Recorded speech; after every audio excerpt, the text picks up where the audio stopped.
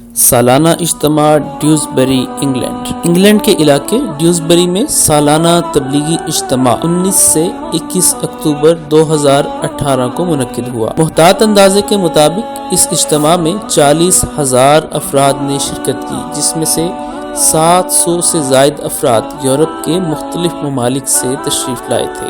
Dewsbury مرکز اور اس کے ساتھ ملحقہ ٹینٹس میں جگہ فل ہونے کی وجہ سے دور سے آئے ہوئے مہمانوں کے لیے اہل علاقہ نے محلے کی مساجد میں بہترین انتظامات کیے ہوئے تھے۔ 1000 سے زائد افراد نے 3 دن تک بأحسن خوبی سیکیورٹی اور دیگر خدمات سر انجام دی۔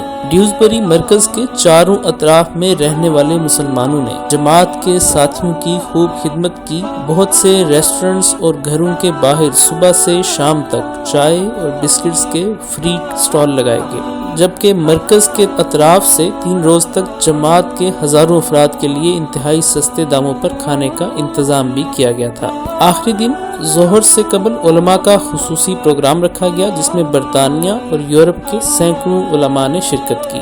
اجتماع میں ہندوستان کے مولانا شوکت اور مولانا سعد خصوصی طور پر تشریف لائے اور علماء سے بیان کیا۔ اجتماع میں بیانات میں اس بات پر زور دیا گیا کہ تعلیم اور دعوت دونوں اس جماعت کے مقاصد میں شامل ہیں۔ تبلیغی جماعت کا مقصد تعلیم کے مقابل کوئی کام نہیں، بلکہ امت تک عقائد، فرائض اور حلال و حرام کا علم پہنچانا ہے۔ اپنے بیان میں مولانا سعد نے فرمایا کہ مجھ سے ایک ساتھی نے کہا کہ ہماری مسجد میں تفسیر و حدیث کے دروس ہوتے ہیں، جس پر میں نے ان سے کہا کہ خدا کا شکر کرو، تم اپنا گرس کسی اور وقت میں کیا کرو اور دوسرے لوگوں کو بھی حدیث اور تفسیر میں شرکت کی دعوت دیا کرو۔ ان کا کہنا تھا کہ میرے نزدیک تبلیغ صرف فضائل کی تعلیم نہیں، بلکہ دینی مسائل، عقائد اور فرائض کی تعلیم بھی ہماری جماعت کے مقاصد میں شامل ہیں۔ مولانا شوکت نے اجتماع میں خطاب کرتے ہوئے ایک واقعہ سنایا کہ مولانا الیاس رحمۃ اللہ علیہ فرماتے ہیں کہ اگر مولانا مدنی رحمۃ اللہ علیہ کے یہاں وہ کام نہ ہوتا تو وہ میرے ساتھ ہوتے، اور اگر میرے سامنے یہ کام نہ ہوتا تو میں مولانا مدنی کے ساتھ ہوتا۔